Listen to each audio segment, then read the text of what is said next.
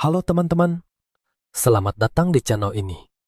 Di sini, kamu akan mendengarkan kisah-kisah lucu, cerdas, dan penuh makna dari Abu Nawas.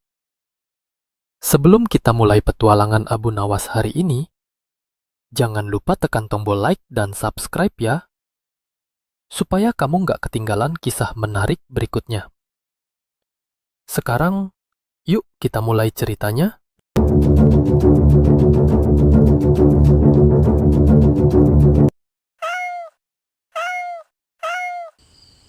Di masa sebelum kegelisahan itu datang, Baghdad sedang berada pada puncak keemasannya.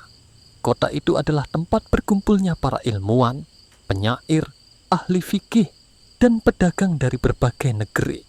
Dan di antara mereka, nama Abu Nawas disebut dengan hormat, namun juga disertai senyum, karena kecerdasannya begitu tajam dan humornya begitu lembut. Masa tenang Abu Nawas, setelah bertahun-tahun berkelana dari satu negeri ke negeri lain, Abu Nawas akhirnya memilih menetap di tepi sungai Tigris. Di sana ia mengajar anak-anak dan orang dewasa di sebuah madrasah kecil. Bukan sekolah besar, bukan juga tempat para bangsawan, hanya ruangan sederhana yang berisi orang-orang yang haus ilmu. Setiap pagi, suara tawa bercampur dengan pelajaran fikih, bahasa, dan tafsir. Abu Nawas mengajar dengan cara yang unik, menyederhanakan hal rumit dan melembutkan hati yang keras. Para murid sering berkata, Syekh Abu Nawas tidak hanya mengajarkan ilmu, beliau mengajarkan cara melihat dunia. Hati yang lapang meski hidup sederhana. Abu Nawas dikenal sebagai orang yang paling dermawan di lingkungannya. Bila menemukan orang lapar, ia memberi makanan. Bila melihat perselisihan, ia menjadi penengah. Bila mendengar anak menangis, ia duduk menemani.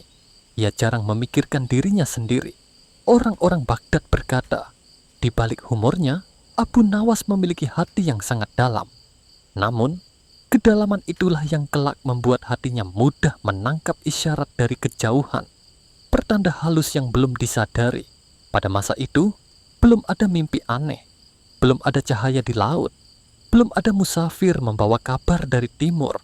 Semua masih normal.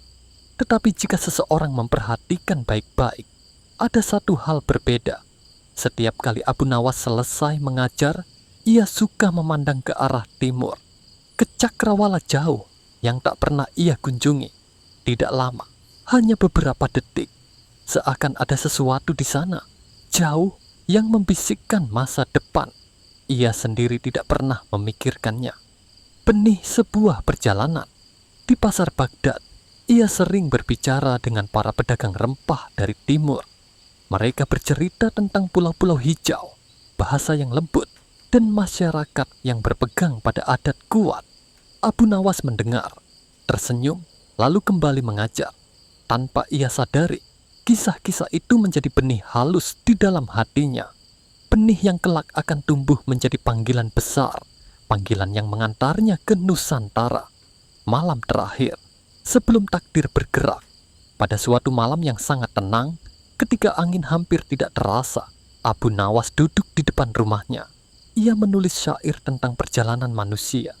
Setiap jiwa adalah musafir, kadang berjalan dengan kaki, kadang berjalan dengan hati. Ia tidak tahu bahwa setelah malam itu, hidupnya tidak akan sama lagi, karena takdir sudah mulai mendekat. Peristiwa-peristiwa besar mulai bergerak perlahan, dan bisikan dari arah timur sudah menunggu untuk terdengar. Nama Abu Nawas dikenal sebagai penyair cerdas, ulama yang rendah hati, dan seorang pengembara yang jarang menetap lama. Namun pada masa itu, Abu Nawas berhenti berkelana dan memilih tinggal di dekat sungai Tigris.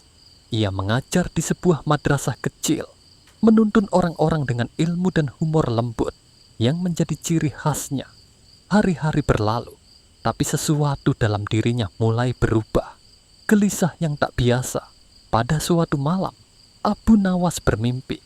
Ia melihat lautan luas yang tidak pernah ia kenal, pulau hijau yang asing, dan sekumpulan orang berpakaian sederhana sedang memanggilnya.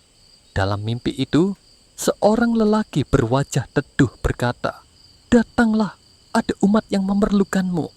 Abu Nawas terbangun dengan napas terengah, namun ia mengabaikannya. Malam berikutnya, mimpi itu terulang, dan malam setelahnya masih terulang lagi. Hatinya mulai diguncang oleh rasa penasaran, namun juga ketenangan yang aneh. Pertemuan yang mengubah arah suatu sore, ketika ia duduk di tepi sungai, datanglah seorang musafir tua dari Khurasan. Musafir itu berkata tanpa basa-basi, "Wahai Syekh, aku melihatmu dalam mimpi 3 malam lalu. Engkau berjalan di pulau jauh di timur, mengajari manusia yang bahkan tidak mengerti bahasamu. Apa engkau hendak pergi ke sana?" Abu Nawas terkejut. Ia belum menceritakan mimpinya pada siapapun. Musafir itu melanjutkan, "Aku hanya menyampaikan apa yang kulihat. Kadang Allah menempatkan seseorang jauh dari kampung halamannya demi menyalakan cahaya di tempat yang redup." Kalimat itu menghantam hati Abu Nawas. Isyarat dari seorang guru besar. Beberapa hari kemudian, ia mengunjungi gurunya, seorang ulama bijak bernama Syekh Abdul Razak. Sang guru menatap wajah Abu Nawas, lalu berkata, "Hati seorang alim akan selalu gelisah jika ia dipanggil untuk berkhidmat. Jika engkau merasakannya, ikutilah. Dunia timur sedang menunggu cahaya baru." Abu Nawas terdiam. Apakah semua ini kebetulan atau benar-benar tanda? Syekh Abdul Razak menambahkan, "Pergilah wahai muridku, bukan untuk mengubah negeri orang, tetapi untuk menjadi saksi perjalanan takdir." Kata-kata itu menyempurnakan panggilan hatinya.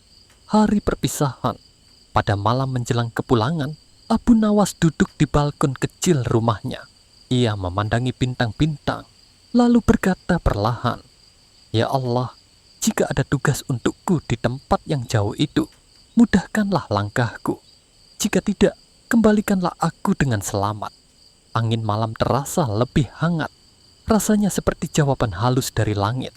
Keesokan harinya, Abu Nawas membereskan kitab kecil, sepasang pakaian, dan sebutir batu kecil dari tepi sungai Tigris, pertanda jejak asalnya. Ia berpamitan pada sahabat-sahabatnya, dan beberapa dari mereka bertanya, "Kemana engkau pergi?" Abu Nawas hanya tersenyum. "Aku hanya mengikuti panggilan yang tak terlihat." Dengan itu, dimulailah perjalanan yang akan membawanya melewati padang pasir, lembah, pasar-pasar asing, sampai akhirnya ke lautan luas menuju Nusantara. Tak ada yang mengetahui bahwa langkah kecil hari itu adalah permulaan dari kisah besar yang kelak melahirkan sebuah tradisi penuh hikmah, tahlilan. Perjalanan Abu Nawas menuju tanah Jawa. Angin subuh Baghdad berhembus pelan ketika Abu Nawas duduk di tepi sungai Tigris. Beberapa hari terakhir, hatinya terasa gelisah. Ia sering terbangun oleh mimpi tentang lautan luas, pulau hijau, dan suara yang memanggilnya ke timur. Seorang sahabat tua melihat kegelisahannya dan berkata, "Jika hatimu resah, mungkin Allah sedang memanggil langkahmu." Kata-kata itu membuat Abu Nawas mantap. Ia meninggalkan Baghdad dengan bekal sederhana, membawa kitab kecil dan keyakinan bahwa ada tugas yang menantinya jauh di timur. Perjalanan menuju timur.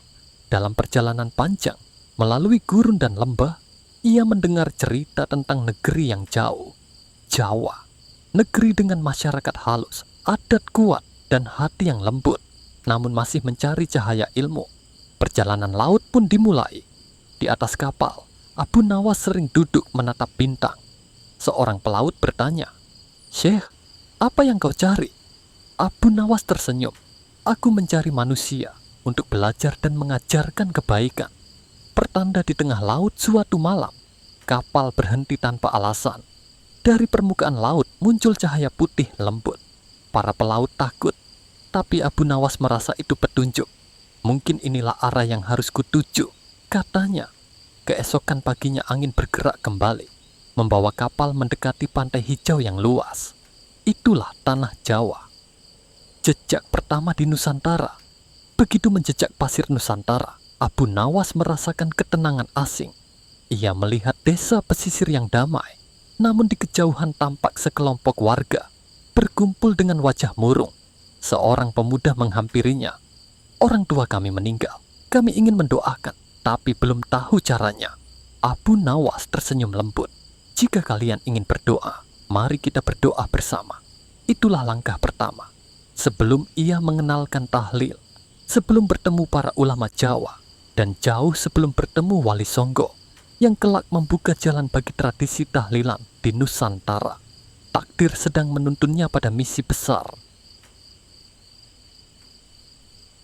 Angin padang pasir Baghdad bertiup pelan ketika seorang lelaki bersurai kusut duduk memandangi sungai Tigris. Lelaki itu, yang dikenal orang sebagai Abu Nawas, tengah menimbang sesuatu yang lebih besar dari sekadar perjalanan. Hari itu, Baghdad tidak seperti biasanya. Pasar-pasar ramai, para penyair bertukar syair, dan ulama-ulama berdiskusi tentang hukum serta hikmah. Tapi hati Abu Nawas terasa gelisah. Ia baru saja pulang dari mengajar di sebuah madrasah kecil ketika seorang sahabat tua menghampirinya. "Wahai Abu Nawas," kata sahabat itu, "engkau selalu tampak tenang, tapi hari ini sorot matamu seperti orang yang sedang mencari sesuatu yang hilang." Abu Nawas tersenyum kecil. Ada sesuatu dalam diriku yang memanggil, seperti suara dari tempat jauh. Aku tidak tahu apa, tapi aku merasa harus pergi. Sahabat itu terdiam sesaat, lalu berkata, "Terkadang Allah membuka jalan dengan kegelisahan, dan manusia hanya perlu mengikuti langkah hatinya." Malam itu, setelah sholat, Abu Nawas merenung. Pikirannya melayang pada kata-kata sahabatnya. Ia merasa ada panggilan dari tempat yang belum pernah ia datangi.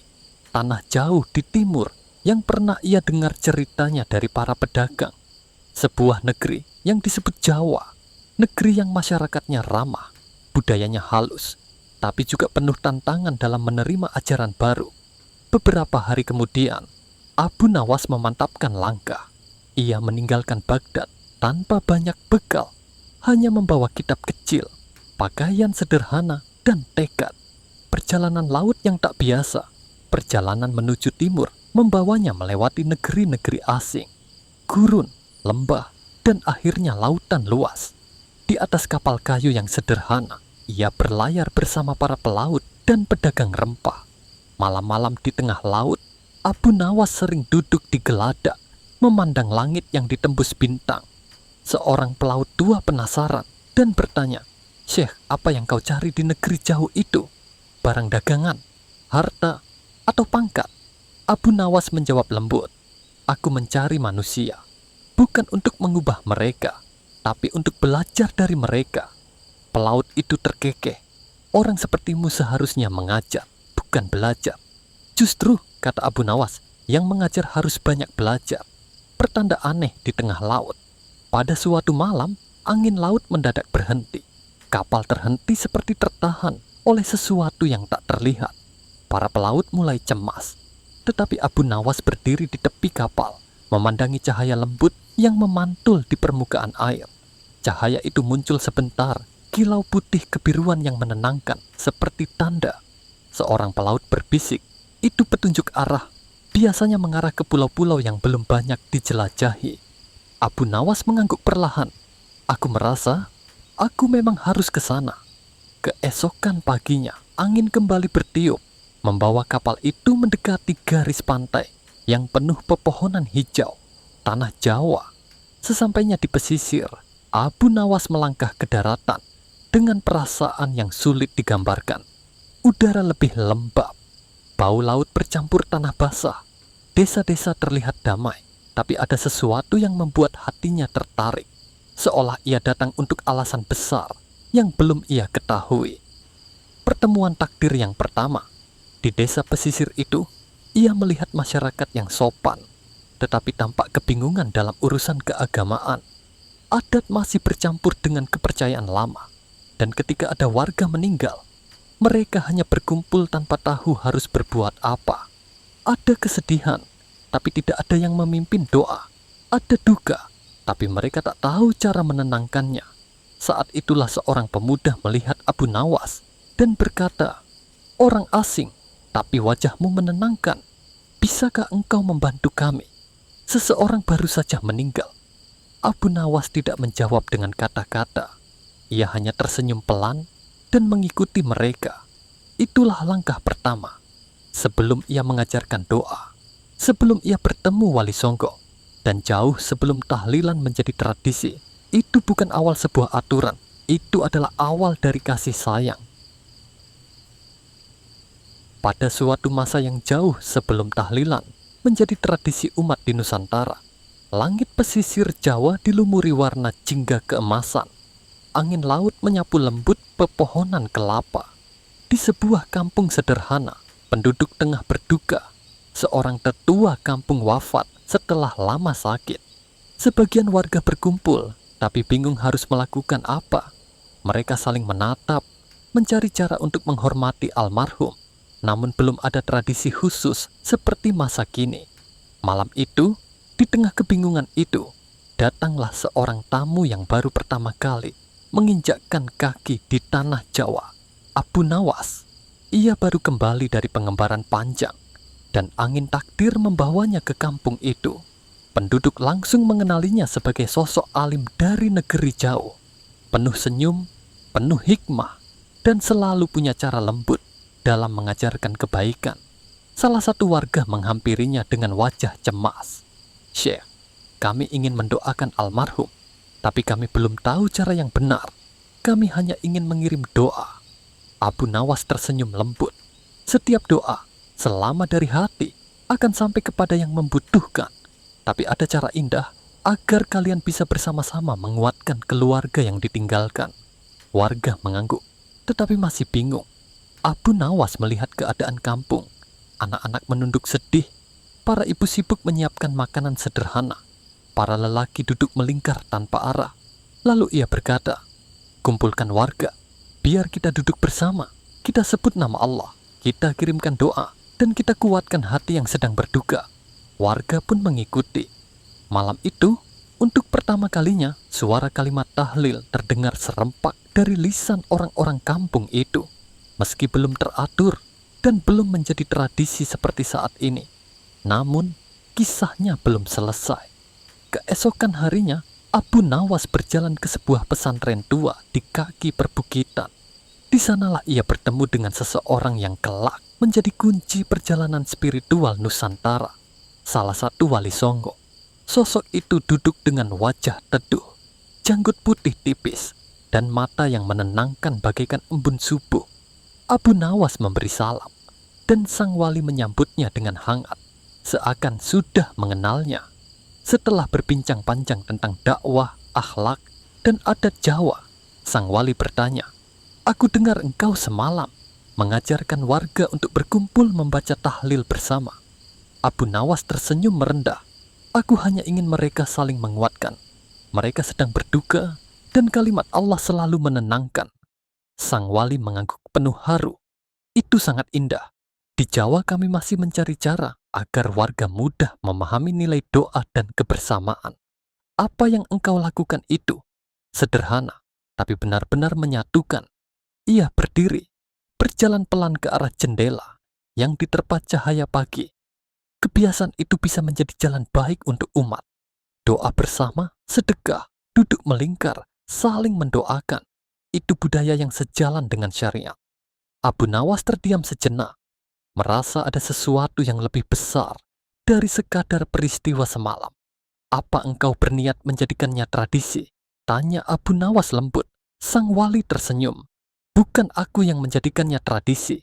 Umat sendiri yang akan menerimanya jika membawa ketenangan dan mempererat kasih sayang." Dan benar saja, waktu menjadi saksi. Kabar tentang doa bersama di kampung itu menyebar perlahan. Kampung lain meniru. Kesultanan mendengar. Para ulama setempat menyesuaikan tata caranya dengan kearifan lokal dan syariat Islam. Doa bersama itu tumbuh menjadi sesuatu yang kelak dikenal sebagai tahlilan. Bertahun-tahun berlalu. Suatu malam, Abu Nawas kembali mengunjungi kampung itu. Ia mendengar suara lantunan doa dari rumah warga. Kali ini jauh lebih teratur dan merdu. Warga duduk melingkar, membaca doa untuk orang tua yang baru wafat. Seorang pemuda berkata pada Abu Nawas, "Syekh, Ini tradisi yang sudah turun-temurun. Kami merasa tenang melakukannya. Abu Nawas tersenyum lirih. Selama yang kalian lakukan adalah doa, kasih sayang, dan saling menguatkan, maka itu bukan hanya tradisi, itu cahaya. Angin malam membawa suara tahlil itu ke langit, seakan menjadi saksi bahwa sebuah kebiasaan baik tidak lahir dari paksaan, ia lahir dari kebutuhan manusia untuk saling menguatkan dalam duka. Dan seperti yang dikatakan Wali Songo, umat sendiri yang akan menerimanya jika membawa kebaikan. Begitulah cikal bakal tahlilan, dimulai bukan dari perintah, bukan dari paksaan, tapi dari kasih sayang, doa, dan kebutuhan manusia untuk saling menjaga. Pada suatu masa yang jauh sebelum Indonesia bernama Indonesia, negeri kepulauan ini sudah dihuni oleh masyarakat yang mencintai kedamaian. Orang-orangnya ramah, suka berkumpul, dan hidup dalam gotong royong. Pada masa itu pula, seorang tokoh cerdas dan penuh hikmah sedang berkelana dari negeri Baghdad. Dialah Abu Nawas yang datang ke Nusantara bersama para ulama untuk menyebarkan ilmu dan akhlak. Kedatangan Abu Nawas ke sebuah kampung di Jawa. Abu Nawas menetap sementara di sebuah kampung kecil yang dikelilingi sawah hijau. Penduduknya baik-baik, hanya saja mereka belum pernah mengenal acara doa bersama. Setelah ada orang meninggal, mereka hanya datang melayat, lalu pulang dengan cepat, karena tidak tahu apa yang seharusnya dilakukan. Suatu hari, seorang tetua kampung yang disegani, Ki Jaya Sentika, wafat. Penduduk kampung berduka, tapi tidak ada yang tahu bagaimana cara menguatkan keluarga almarhum. Rumah duka ramai oleh orang, namun suasana tetap kosong. Abu Nawas melihat hal itu dan merasa iba. Suasana rumah duka yang hening. Di rumah almarhum, keluarga terlihat bingung. Sebagian tetangga hanya mengobrol hal duniawi. Sebagian lagi keluar masuk tanpa tujuan. Abu Nawas duduk mendekati putra Ki Jaya Sentika dan bertanya pelan, "Apakah engkau sudah berdoa untuk ayahmu, wahai anak muda?" Sang anak menjawab, "Kami tidak tahu doa apa yang harus dibaca, Tuan. Biasanya orang hanya datang sebentar, lalu pulang." Abu Nawas tersenyum lembut. "Kalau begitu, biarkan aku ajarkan satu amalan yang membuat hati menjadi tenang." Abu Nawas mengajak warga berkumpul. Menjelang malam, Abu Nawas meminta izin keluarga